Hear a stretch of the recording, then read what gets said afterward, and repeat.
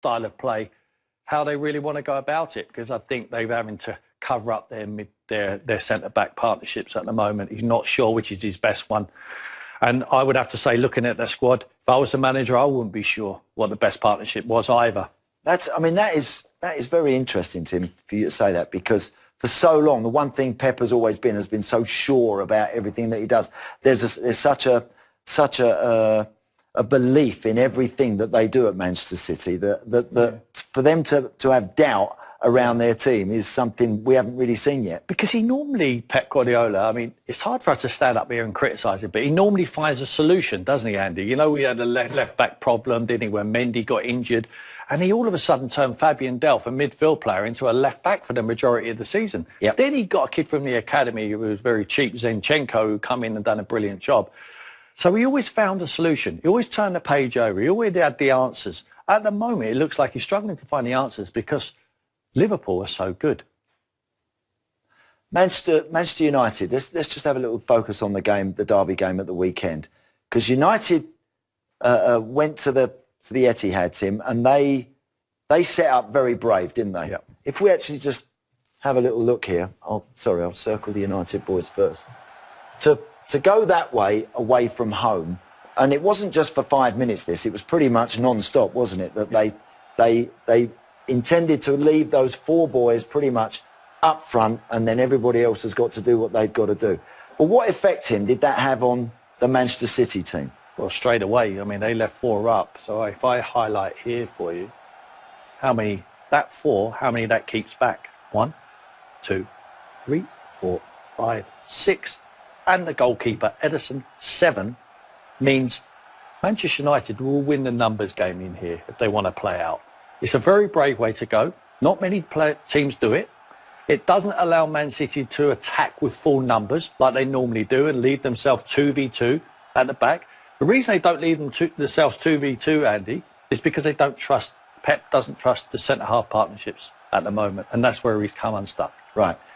So what would City, in this normal shape, Tim, where they're at home, no matter who they're normally playing against, opposing goalkeeper's got the ball, where would we see them, the City boys, playing as opposed to what would be a different scenario where you would normally see them as opposed to what you saw against United? Okay, normally. So Zinchenko would not, I mean, he's being pinned back there. That's Angelino, that one. But you're saying Angelino, sorry, would be pushed in there. And normally he would take back Daniel James. He'd take it, he'd go back with him. He would follow him back, yeah?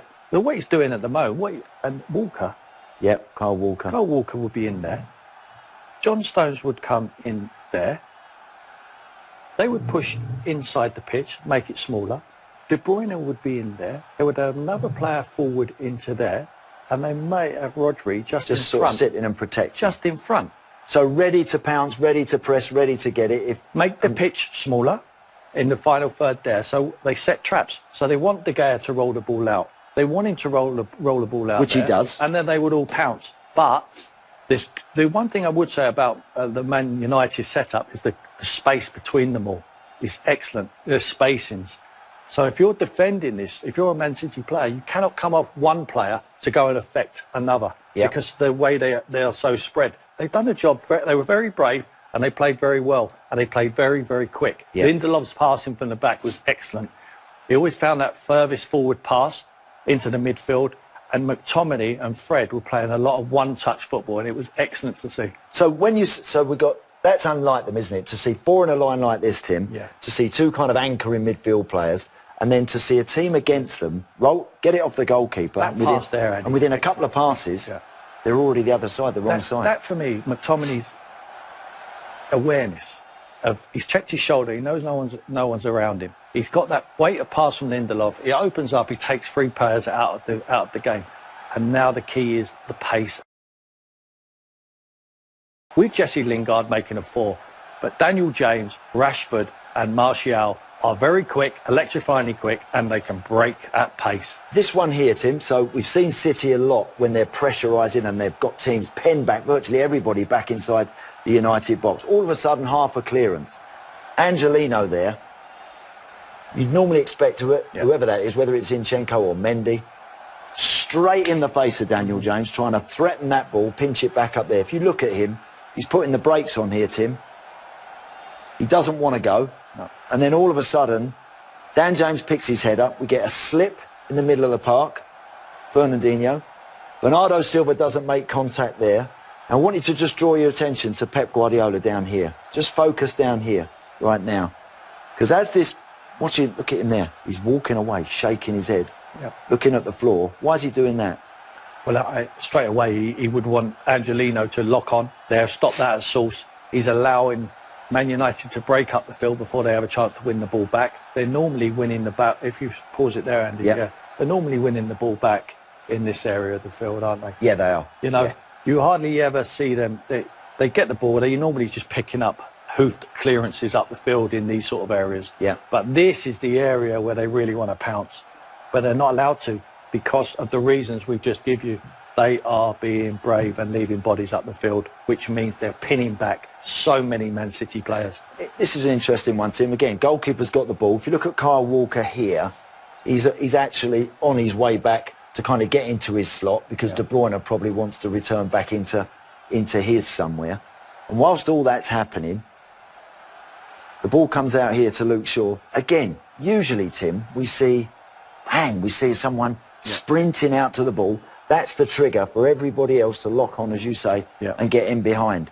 But Bernardo Silva here, Tim, it's like half-hearted little jog. Yeah. Is that because they're out of position behind him and he's waiting? No, I think he's trying to force the play this way so they can then all come across. But then they're not all in sync. They're almost half a yard off it all the time. He's already turned around. Too late, Rodri coming in here. Good skill from Fred here. Yeah. And now they've opened them up. Look how many players, look, if you highlight this in the field, where they normally win the ball, Andy, look what they've taken out. Look at the players they've taken out of the game now. We can include Rodri in this one as well. Yeah, because he's out there. And now they've got a problem of the running pace and power of Manchester United. So the intensity's gone of the closing down, but I think it's because normally they're always looking behind. Years gone by, they don't look behind. They don't look for someone behind to be followed in and communicating with them to come in behind me. They just go as a trigger and everyone goes automatically. Yeah. And you're not having that. They're not in sync. When we saw Kyle Walker running back here, he would have stayed with the furthest one forward and then they would have funneled in behind him. Yeah. And again, they're United. Once, as you say, they break the lines. There's a little bit of a threat from City to get it back. They end up making a challenge and knocking it away. Again, we must credit United, and we'll come on to United later on in the show. Just here, just want to rewind that just a fraction, Tim. Excuse the spider camera that was above the ground, but if you just watch Raheem Sterling, he's actually turns around here to Angelino and says, get ready, watch him with his arm. Get ready, because I'm about to go and close this down. Yeah. Now, Gabriel Jesus here, Tim, isn't the trigger, is he? He's just putting a bit of pressure. Sterling is the trigger here. Yeah. Once he goes, everybody's got to go. But there's a problem back here again, Tim. Of course, we know why he's not gone, because he's worried about Daniel James. He's keeping a very bright position up there. But normally what you would see them do is this. Raheem would want the ball to go there. Yeah, when it goes, his way, he's there. He would already be there. Yeah, that's so true. They would be pushing onto there. Yeah. They'd be coming off. They'd be squeezing the side of the pitch off. This one would be right across into here. Yeah. They will allow teams to have the big switch. And they just all funnel across that side of the pitch and they make it very, very tight and hard to play in. What happens, as you say, Tim, because of Dan James's position at the top of the screen, do it slowly so as we can absorb all this. There's the trigger. David Silva's on his toes. He's ready to go with McTominay.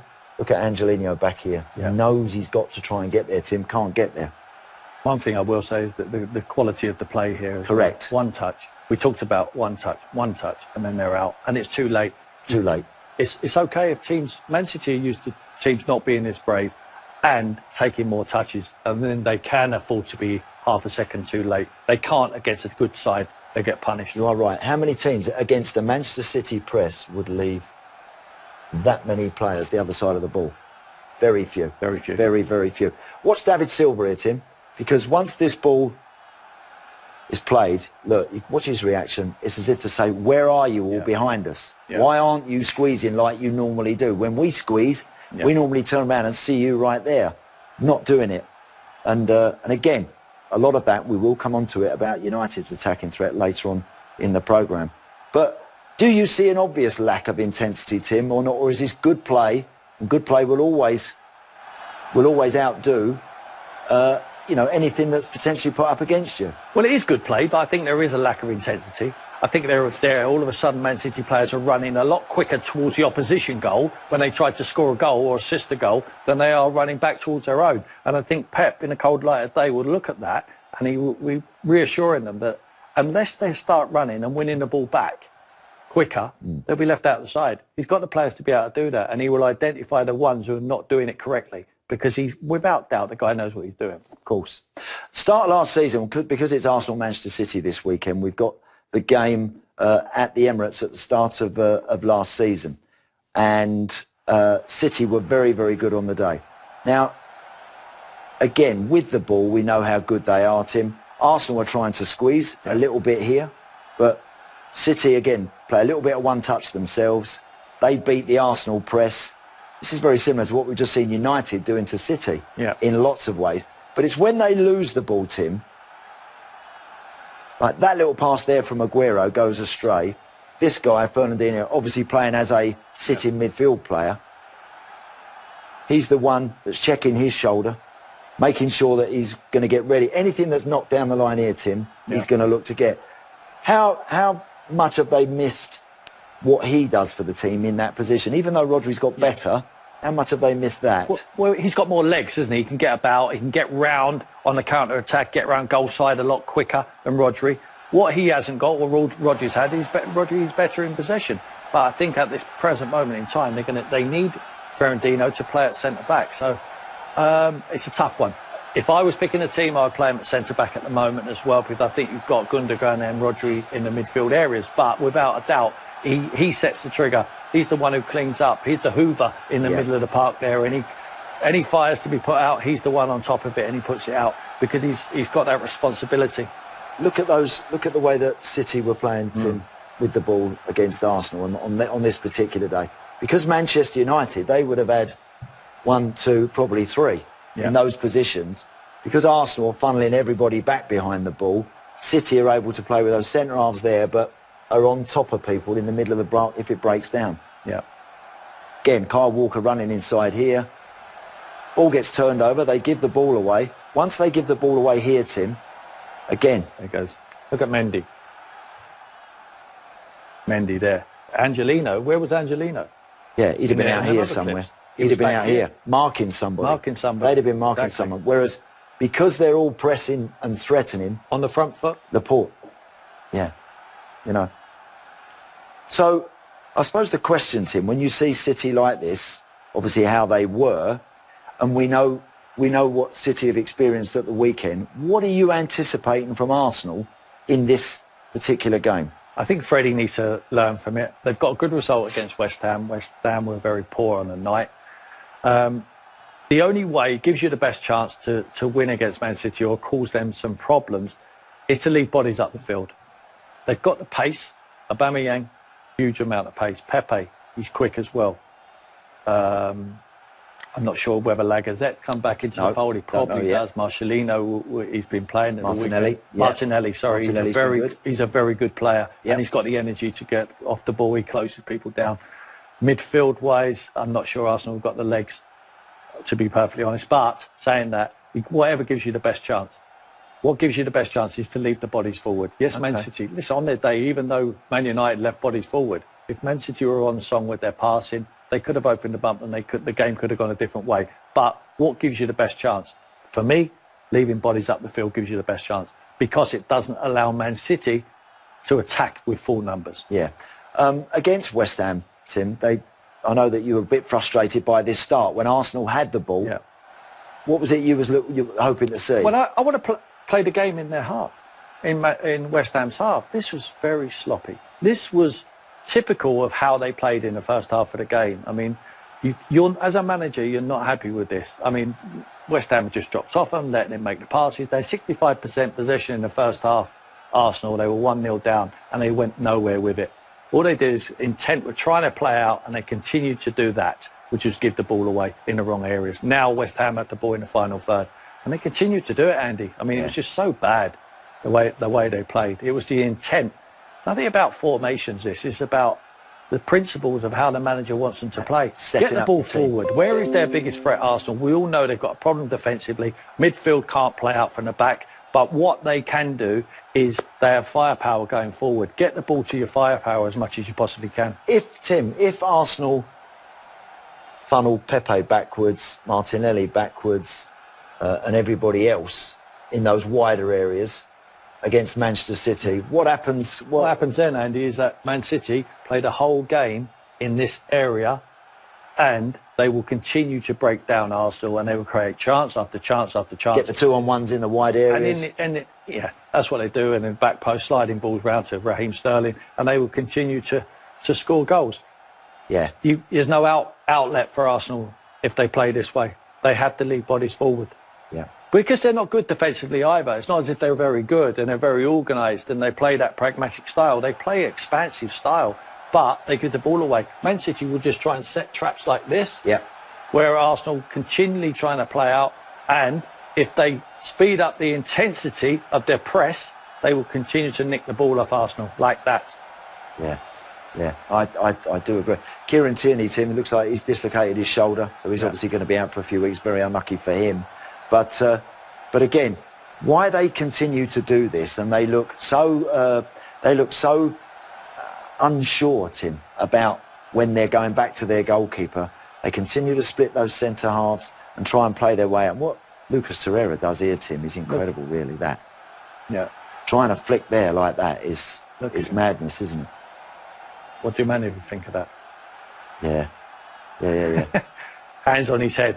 But he's the one telling them to do it. Well, but do you think he is telling them to do it, or do you think it's just programmed in? It's in their blood from the previous manager. Well, what they're doing under the previous manager, who just got sacked. Surely they have to do something different. He got sacked for a reason. Yeah. They continue to give goals away, give the ball away in wrong areas. So, are you saying that you think in order for Arsenal to have any sort of chance to beat City at the weekend, Tim? This isn't bad, Andy, though. I mean, this sort of thing, this pins back. Yeah. You know, doing it at times, but there don't seem to be any plan. Whereas when with Manchester United, I think it was Ole Gunnar Solskjaer's plan to do that. Yeah. You know, to leave bodies up the field. This has just happened probably because lazy play from the Arsenal players. Yeah. In terms of what we do know, Tim, we know that when they push forward, when they supplement the forward line, when they play like this, like they are here in this scenario, where they've got good bodies high up the pitch, they can score goals. We know that. Yeah. Well, they have firepower. In 9 minutes, they scored 3 goals here. It's incredible. See, that's a bit like what United were doing against City. Look, and then look what it does to West Ham's back four. Yeah. Same sort of thing. Yeah. The difference is that the intensity of West Ham was so bad. I mean, and the key to all their 3 goals really was Mesut Ozil being pushed up here. Yeah. You know, into a higher position on the field. If you can get that, no, for me, he's one of the best number 10s in the league. If you allow him to play. Man City won't allow him to play. Surely Pep would have he will know the quality he possesses. He won't allow him to pick up the ball and feed Aubameyang, Martinelli. Still think, Tim, he's that influential for this I really do, but I think further up, he slows the play down. I mean, that was such a shot in the arm, that goal, Andy. Great goal. I mean, that changed the whole confidence and the momentum of the game. Yeah. This actually shows, look, this is West Ham, you're talking about them lacking intensity. I think it's 4 hours going after the ball. Yeah. Watch Antonio here. He just stands and watches him squeeze on his own. And then they're just walking out Arsenal. Just plodding behind. Yeah. Look at Aubameyang. He's urging them forward. Come on, get forward with that ball.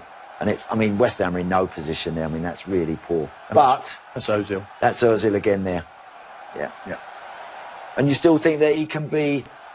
Could he be a match winner in a game like this at the weekend? Do you honestly think he can? I don't see it, Tim, now. Well, he's certainly not going to give him anything out of possession, but he's got the quality to get on the ball. If they can win the ball and have possession in the midfield areas and slide it in behind Man City's midfield, I think he can slide balls into Aubameyang. If you ask Aubameyang who he wants to play, he'll be this guy. Because every time he moves, Ozil gives him the ball like that. You know, he does that time and time again. And hopefully Pepe's a different player now. You know, he's had a slow start to his Arsenal career, but that would help. That gave him huge confidence the other night, and huge confidence to Freddie Ljungberg and the rest of the Arsenal side as well. Let's get the 2 teams up, Tim, ahead of the game at the weekend, and just have a look at where we see potentially the differences here with these 2 teams. This is both teams' last two 11s. Yeah. Obviously, there may well be some changes. I wouldn't have thought there'd be too many changes from Freddie. Pep always has. He's got obviously a Champions League game this evening, so there's always the possibility this one might change a little bit. But what's the first thing that sort of jumps out at you in terms of if you was Freddie preparing for this one, having watched the United game, what would be the message from you, Tim? Well, I'll be leaving. If we move these out of the way up the field, this is what Manchester United was doing very, very successfully against them, leaving bodies up the field. Yeah, okay, a little bit higher onto the halfway area. Yep. Okay, if we pull everyone back, Andy, Martinelli in there. One of them's just gone flying off the field there. Okay. Yeah. And that's what he was doing. He was leaving bodies up the field, so it doesn't allow. Yeah. It doesn't allow them to come back, does it? No. You know, it pins a lot of the Man City players back. Yeah. So would you actually? I would do that. I would adopt this style, yeah. And to try and keep this back four penned in. Yeah, and then have Ozil floating in the half spaces in behind. Obviously, it's a lot of hard work for these guys to do. Yep. In here, and they're going to have to. Have they? Because I think when you looked at the United team, Tim, I think one thing Solskjaer would have looked at with his team compared to this Man City team, he might have thought that McTominay and Fred, can they get across the ground more than maybe David Silva and De Bruyne? Maybe, yeah. You know, the front three, are they going to be quicker than City's back four? Or maybe not as quick as him, but the rest of them, yes. Yeah. So I think he would have seen physically that his United team could, Wan-Bissaka can cope with Sterling, etc. But I wonder whether this Arsenal team physically can impose themselves like United did on Manchester City. I don't think they can. And I think they won't be as brave also. I think the likes of Zinchenko will be back fit by the looks of it. And he will be bombing his way down here all game, and he will be taking Pepe in there. Right. Kyle Walker will be doing the same down this way and taking Martinelli or Lacazette, whoever it will be, back in there. And like I say, they will play the whole game in Arsenal's half, and they will keep banging on the door until they break them down. I don't give Arsenal a chance in this game. So because of the physicality, what you're saying, because of the physicality, because of the manager, I don't feel is going to be as brave as what Ole Gunnar Solskjaer has, because he doesn't feel like he's got the personnel. I don't think he trusts his players as much as Ole trusts these Manchester United. For these wide players, Tim, so the message from you would be: you go so far, then he's someone else's problem. You stay here, stay up, and allow these to shuffle across. You need some help in here, obviously. Yeah.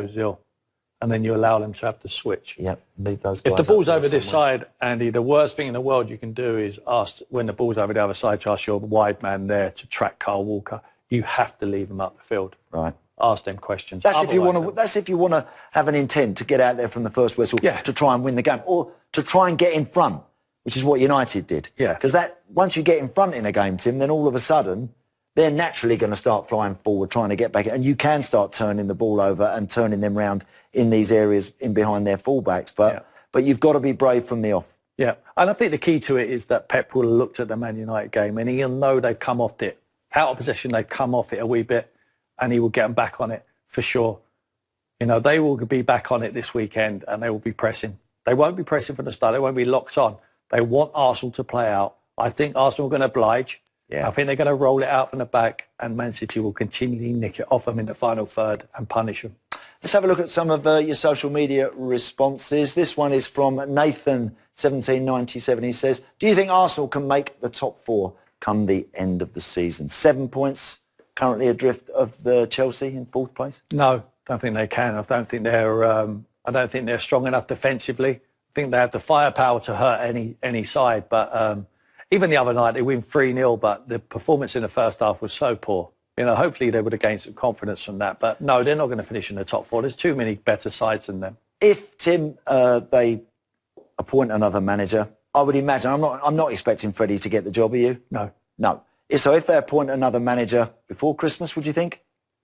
Yeah, I think they would hope to. Yeah, I think they would hope to. I think they would hope to. I'm not sure what our manager can do to transform their season around. I think top four is too far out of the way anyway. We're never quite sure with Arsenal exactly whether they've got an amount of money to spend or whether they haven't. I can never understand why they don't have, but there you go. It might well be the case that they don't want to spend an awful lot in January.